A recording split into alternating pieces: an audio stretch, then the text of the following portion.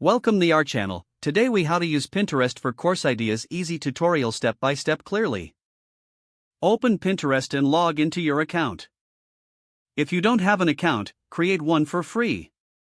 Once you're logged in, use the search bar at the top.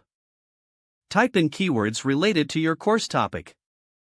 For example, if your topic is photography, you might search for photography course ideas.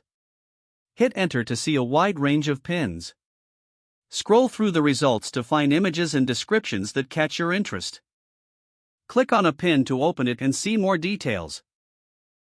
Take note of the information and links provided in the pin's description.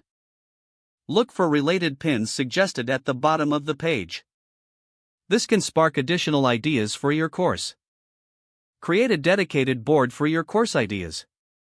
Click on your profile and select Boards. Then, choose Create Board and give it a relevant name. As you explore, save useful pins to your board by clicking the red Save button. This keeps all your ideas organized in one place. Consider using Pinterest's Sections feature to categorize your ideas further.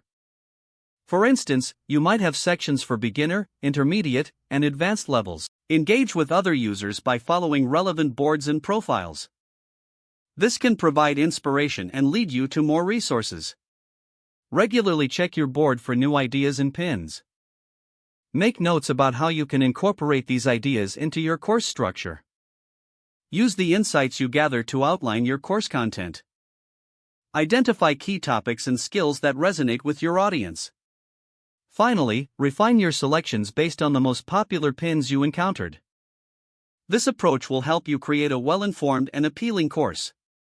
If the page does not load, refresh the browser or try again in a private or incognito window.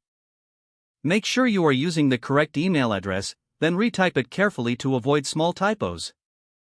If your password is not accepted, use the reset option and create a new strong password you can remember. Check your spam folder for verification or security emails, then complete any requested confirmation steps. Don't forget to like this video and subscribe to our channel for more step-by-step tech guides.